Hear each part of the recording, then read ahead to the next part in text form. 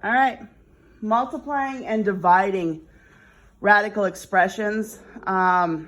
This is the stuff we're going to be doing here in Algebra 1 here later on this week and into next week. So just kind of like a little bit of a review, something new.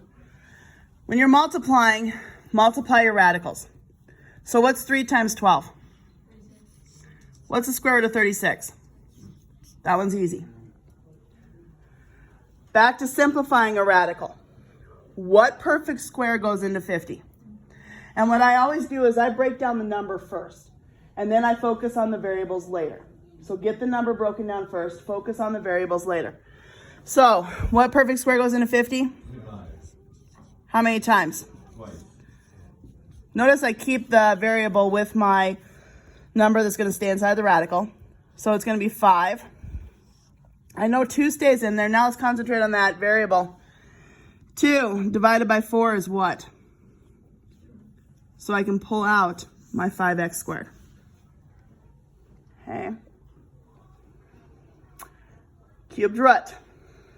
Is there a perfect cube that goes into 18? And think of your cubes.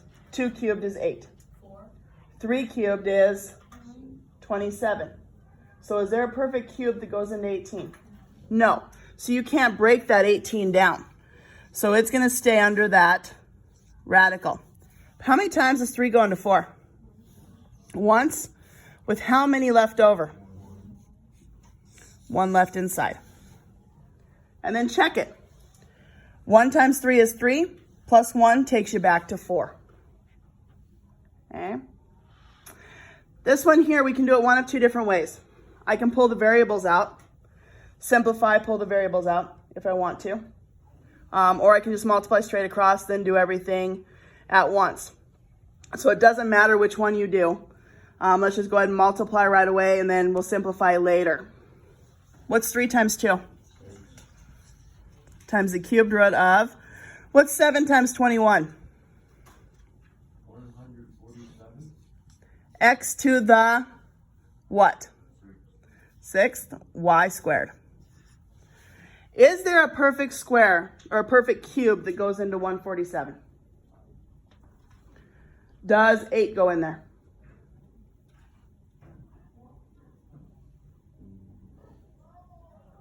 Does 27 go in there? Does 64 go in there? Start dividing them. What is 147 divided by 8? 18.37. Okay, what's 147 divided by 27? What's 127 divided by 64? Why did you say 147? Or 147, sorry. 2.7. What's 147 divided by 125? Wouldn't work. So there is no perfect cube that goes into 147. So now let's break down our variables. 6 is still out front.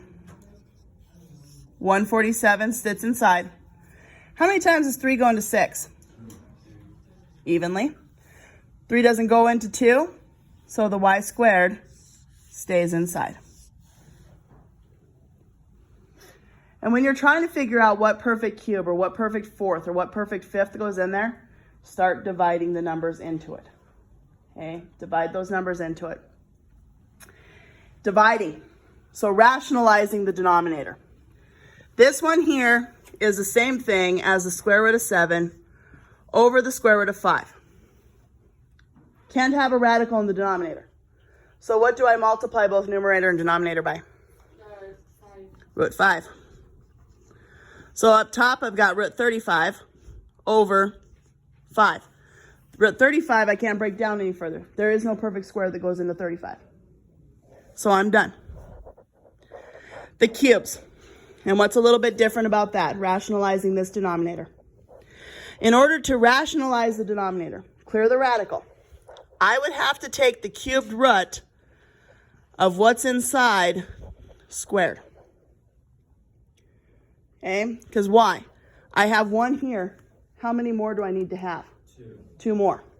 That's why I have to square it. If it was the 4th root, I'd have to multiply it by what? Whatever it is cubed. 5th root, I'd have to multiply it by whatever it is to the 4th. Okay, so cubed root of 6x squared. So up top, I'm going to have the cubed root.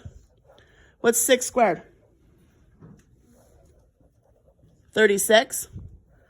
What is x squared times x?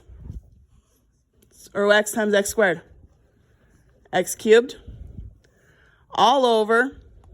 This will clear. Okay. Done. So I don't think there's a perfect cube that goes into 36. But I can pull an x out, right? Up top.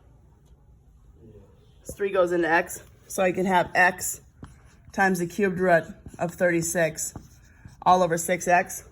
What else cancels now? Yes. So I've got the cubed root of 36 over 6. Okay. So when you can simplify them down a little bit further. And that's what you're doing today. We got multiplication.